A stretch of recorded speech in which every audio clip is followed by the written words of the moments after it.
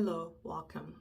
This is the second update of my Pat McGrath Mothership 6 Midnight Sun, my Panda palette project. This is what the inside looks like with the second update. I tried to weigh it, and I did say in the beginning of this project that I'm not one to really weigh products or keep counts of usage. I decided to attempt weighing this palette with each update just to gauge if I'm making any progress weight-wise, even if I do not see a visible progress with my usage. I weighed it today. It weighs the same as it did the first my introduction video. And with that, I decided, you know what? I don't think I'm going to weigh it every update. I may not even weigh it anymore.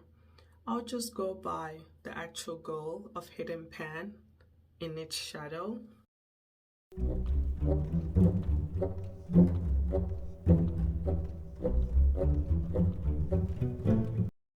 Since the last update, I have used this palette a handful of times. Most of the time when I reached into this palette was to use the shade Extreme Dusk, the shade for my brow powder. And the two major eye looks I did were using Wicked Envy and Blood Moon 005. These two, Wicked Envy and Blood Moon 005.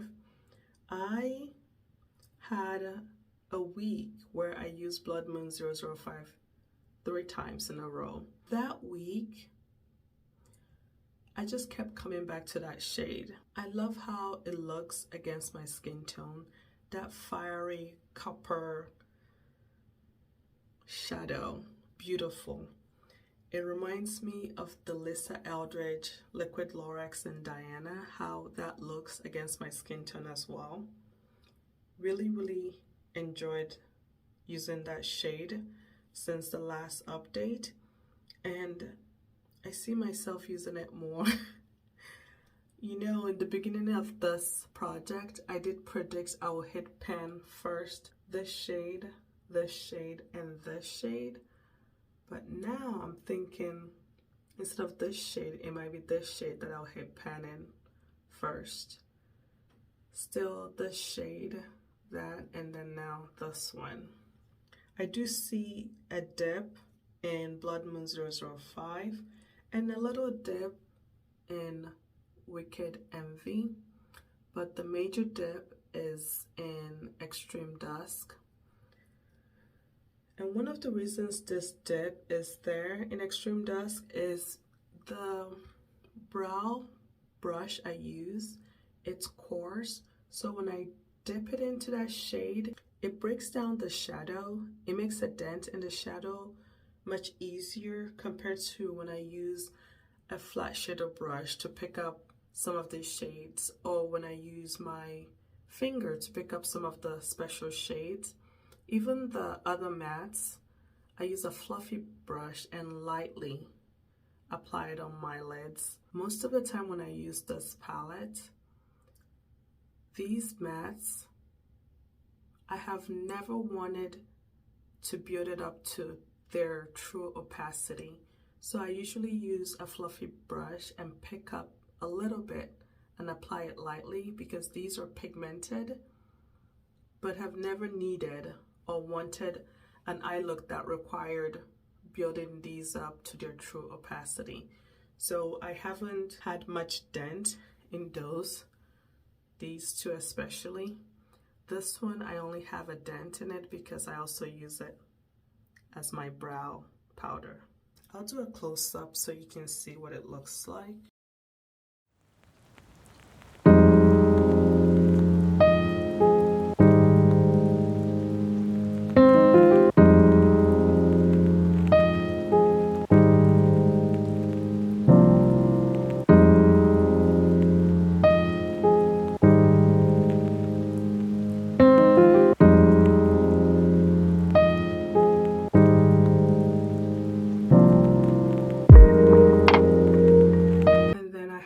poster picture of Extreme Dusk.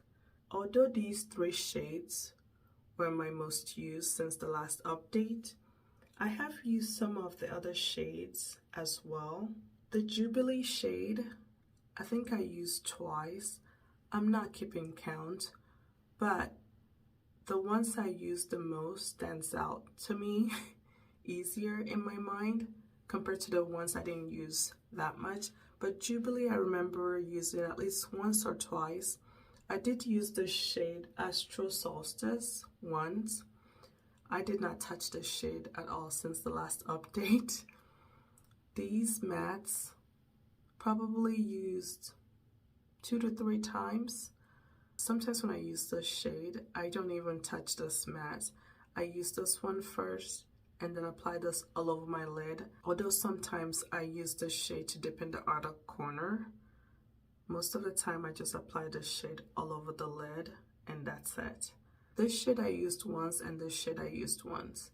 I predict that I'll hit pan in Extreme Dusk by the next update. I don't think I'll hit pan in any other shades by then. I've been gravitating towards cooler tone shimmers and topper-like sparklers, so I may make a dent in this shade Astro Solstice. It seems like a long shot, but I would really like to make a dent in this shade Bronze Eclipse, making a plan of what shades to work on. Again, I don't have a deadline for this palette to hit pan in the shades. I will use it organically and the project will end when I hit pan in all the shades. This shade, Skin Show Moon Glow, I have no interest in using it. The looks I get from here, maybe if I were to use these 2 shades, I am more inclined to use it.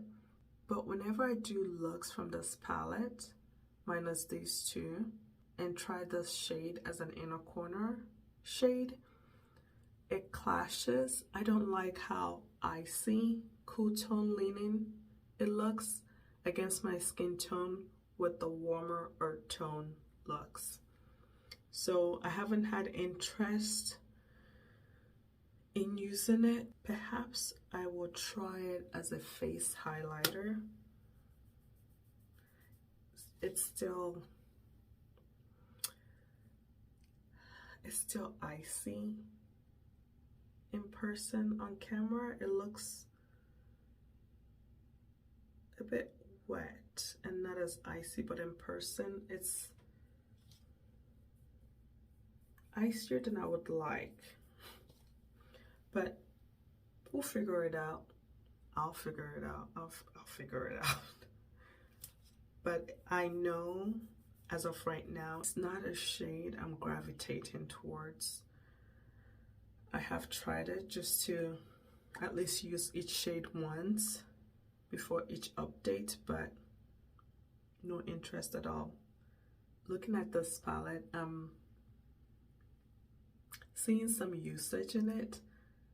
I'm kind of excited to see it look worn down and get pan in some of the shades. I think not having a set deadline for this palette